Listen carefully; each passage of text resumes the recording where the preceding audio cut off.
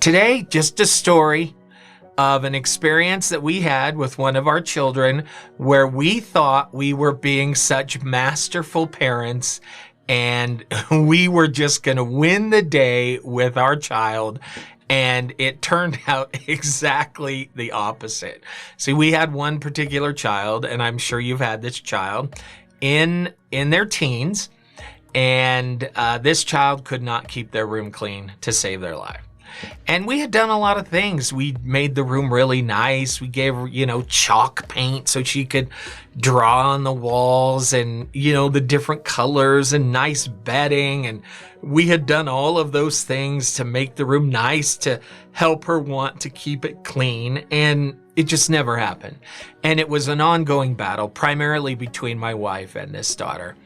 And we just thought, what are we going to do? And so we threatened to ground her. That didn't work. We tried, expanding and contracting freedoms, which is something we've talked about in another podcast, and nothing was working. And so we decided we were going to do something very dramatic. And so here was our big idea. We watched her go off to school, and while she was gone, we emptied her room. And by emptied her room, I mean we took everything out of her room. The bed, the sheets, the pillows, the clothes, the hangers. We took all of the drawings off the wall that she had done. Every thumbnail. We took out everything out of this room. We vacuumed it, and we left her with a pillow and a sheet in the middle of her room. And that was it. And we had moved everything because we didn't have any room anywhere else in the house. We moved it all into our master bedroom on my side of the bed. And our idea was that she was going to have to earn back all of this stuff. And that would teach her, that would show her exactly what needed to happen in order for her to keep all of that stuff. So here we go, and her bedroom's upstairs, and, we watch her come in in the house, and we greet her like normal in the kitchen, and we're like, how was your day? And all of those things. And then she goes upstairs to her room. And we're like, oh, this is going to be so good. We're like, she's going to come down and she's going to be like, what happened? Where's all my stuff? And so we sat there and we waited. And we waited. And we waited. And we heard nothing. Nothing. And maybe 15, 20 minutes later, she came downstairs. Nothing. Not a word. Nothing. Nothing. So we're like, hey, what'd you think of your room? And she's like, well, I did notice that all my stuff was gone. And we're like, yeah. And then we explained to her, if you want to get it back, you're going to have to earn it. And you're going to have to build trust, and you're going to have to earn it.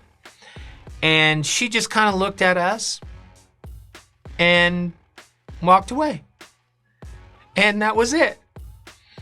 And this is when I learned that all of my children have this special ability. It comes from me because I had it as a child. I'll share with you experiences when I did the similar thing. I call it that they're all chameleons, and that they have the ability to instantly adjust to their new environment. So here's what went through my daughter's head. She walked in the room. She immediately knew that she had lost everything. She quickly assessed in her mind if she could live without all of those things. She quickly decided yes, and she also decided that now her parents went beyond her for not cleaning her room.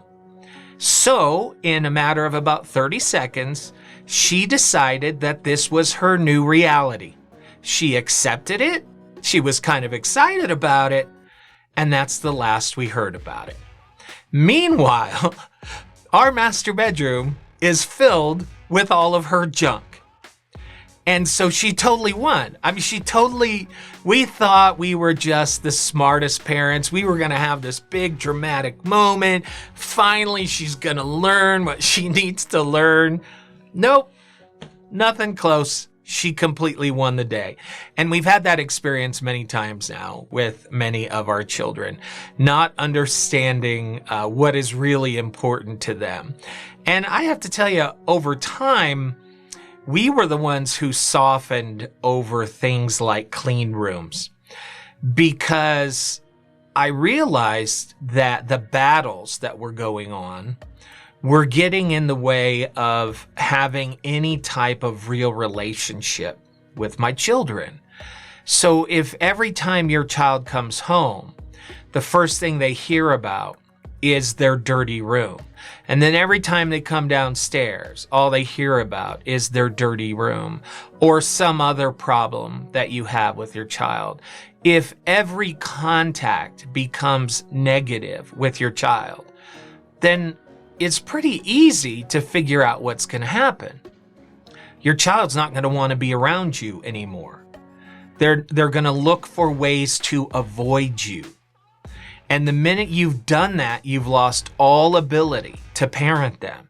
You've lost all ability to counsel them, to be their friend, to help them, to guide them.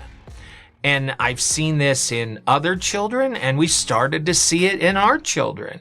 And I remember one day my wife and I, we had this discussion, and we're like, if their only experience with us is always negative, what is the ultimate outcome of that? And so I'll be honest, we started to decide, what is more important? A perfectly clean room, or that our children will talk with us and want to be around us? We still had standards for them. And I'll tell you as we go through this process how we kind of maintain those. And I already have, if you go back and look at the video about how not to get angry at your kids and how not to hit them, and you'll see one of the ways that we develop to do this. But I would really ask yourself the question, if you're in this place where every single experience with your child is negative, how do you expect to have a long-term relationship with them? You are chasing them away. And ultimately, I think you have to ask the question, what is more important? That thing that you want, that they make their bed every day, or a long-term healthy relationship with your children? We decided for the long-term healthy relationship for our children. We have that. And I am so grateful that we made that choice. So we thought that we were just the smartest parents in the world by cleaning out her room. We came to some better conclusions after that. And if you like these conclusions, I've put them all down in an online course. It's called Joyful Parents. You can find it at jaymcfarland.com. There'll be a link below.